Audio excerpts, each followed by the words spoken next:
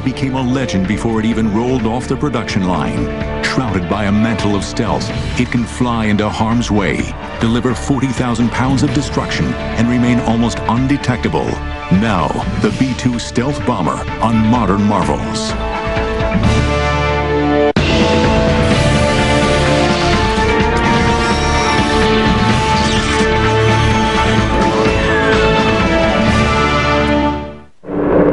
On a cold spring morning on March 24th, 1999, in the skies over Yugoslavia, two B-2 stealth bombers are about to penetrate enemy airspace for the first time.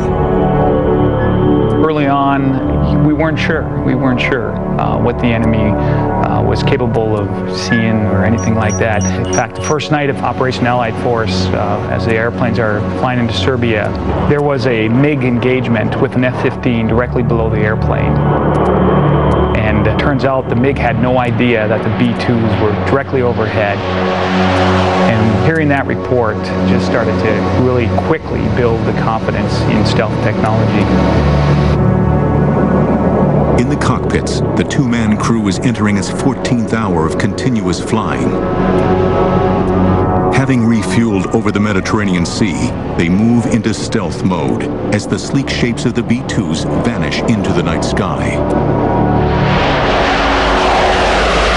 On the way there, you're not so much nervous as you are anticipating what you're about to go through, but you're also taking advantage of the time that you have to prepare yourself to do it well. And so you spend time studying imagery and studying the targets and familiarizing yourself with where the threats might be. The two B-2s separate, one above the other, and climbing to combat altitude, begin their carefully choreographed bomb runs. The B-2 pilots have no chaff, no flares, no high-speed afterburner, and no missiles to fire back. They only have one thing to protect them: their stealth. Normally on a training mission, when we're just simulating the release of weapons, we don't open the weapons bay doors. Obviously on a combat mission, when you're dropping weapons out, the doors do come open. And so there's drag on the airplane, there's noise on the airplane. There's a clunk when the weapon falls off the airplane. High over the target area, the aircraft shudders as weapons shoot out from its twin rotary launchers in the bomb bay of each B-2. The most unique aspect of it, which really kind of gave me the sense of, hey, this is for real, is my first release when the weapons started to come out and you felt the weapons dropping and being discharged from the airplane. That's when the hairs on the back of my neck just started to kind of raise, and I realized, hey, this is for real. 16 classified targets, 16 direct hits. At the B-2's home base in Missouri, anxious commanders scan the teletype machine for confirmation of the raid. Suddenly there is a text: Darth 01 and 2, clean and green. The B-2s are safe and heading for home.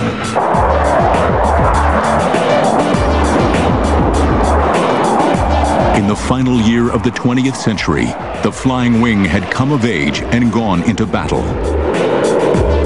But nearly 100 years earlier, men had dreamt that the flying wing was the future of flight and the future of war.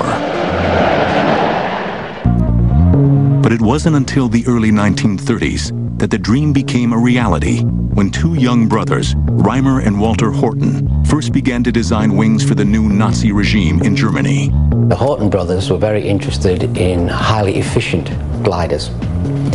And it's not such a great leap of imagination to realize that the most efficient form for any flying machine is just a pure wing. With the outbreak of World War II in 1939, the brothers continue their groundbreaking work under a shroud of secrecy. By 1941, they are exploring the use of a transport wing to help in the planned invasion of Britain. At the same time, another German, Alexander Lippisch, is working on his own wing design, when in late 1941, his Me-163 Comet crosses the 600-mile-per-hour barrier for the first time. The potential of rocket power combined with a flying wing design could change aviation history. Meanwhile, the Horton brothers are going down another path. By 1942, they are working on a 61-foot wingspan aircraft called the HO-9.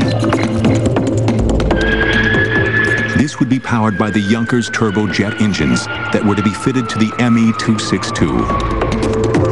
The Horton No. 9 was the pinnacle of the brothers' development of the flying wing. And the prototype achieved a speed of something like 500 miles an hour.